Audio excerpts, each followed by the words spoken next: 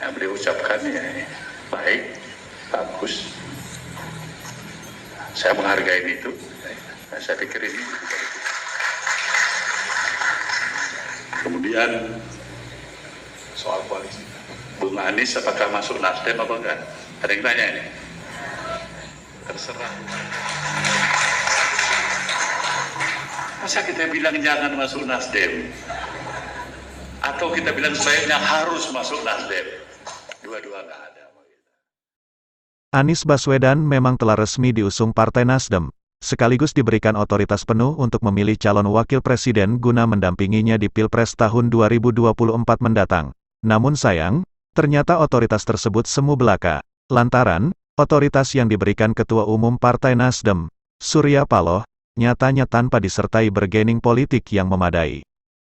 Kenapa hal ini bisa terjadi? Satu-satunya modal Anies sehingga diperhitungkan secara politik adalah elektabilitasnya yang cukup tinggi.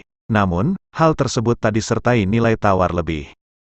Buktinya, meski telah diberi otoritas penuh, mantan Gubernur DKI Jakarta ini sepertinya tidak memiliki taji untuk bisa menentukan calon wakil presidennya pada Pilpres 2024 mendatang. Menurut hipotesa penulis, posisi Anies sebagai capres dari Partai Nasdem justru seolah tersandera oleh situasi, karena Nasdem sendiri hingga saat ini belum benar-benar mampu mengamankan tiket capres bagi Anies untuk mengarungi Pilpres 2024.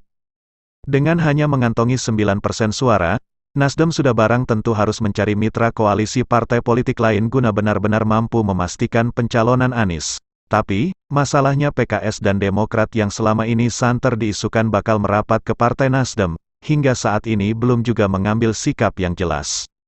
Tarik-menarik soal siapa yang bakal mendampingi Anies sebagai cawapres 2024, disinyalir menjadi alasan PKS dan Demokrat belum juga menentukan sikap, apakah tetap akan berkoalisi dengan Nasdem atau malah pindah ke lain hati, alias bergabung bersama partai koalisi lain. Tengok saja, sampai saat ini Partai Demokrat masih tetap kekeh mengajukan nama ketua umumnya, Agus Harimurti Yudhoyono, AHY, menjadi cawapres Anies, sebagai syarat untuk berkoalisi dengan Nasdem.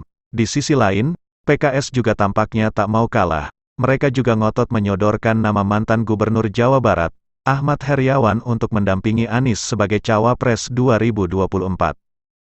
PKS dan Demokrat sendiri pantas jumawa dan percaya diri untuk menawarkan kadernya pada posisi cawapres. Lantaran, mereka sangat memahami bahwa Nasdem tidak akan bisa mengusung Anies sendirian sebagai capres 2024 tanpa berkoalisi dengan mereka. Tarik ulur soal siapa cawapres Anies inilah yang kemudian diduga menjadi penyebab gagalnya rencana deklarasi koalisi antara Nasdem, PKS dan Demokrat yang awalnya akan dilaksanakan tepat pada peringatan Hari Pahlawan, tanggal 10 November tahun 2022 kemarin. Lantas bagaimanakah kelanjutan nasib Partai Nasdem dan Anies sebagai capres 2024? Kita tunggu saja konstelasi politik yang akan terjadi dalam beberapa waktu ke depan. Siapa yang akan dipilih oleh Anies sebagai cawapres? Dan bagaimana sikap PKS serta Demokrat selanjutnya, dalam menyikapi rencana koalisi bersama Partai Nasdem, tentu ini menjadi kunci mulus tidaknya langkah Anies menuju Pilpres 2024. Salam.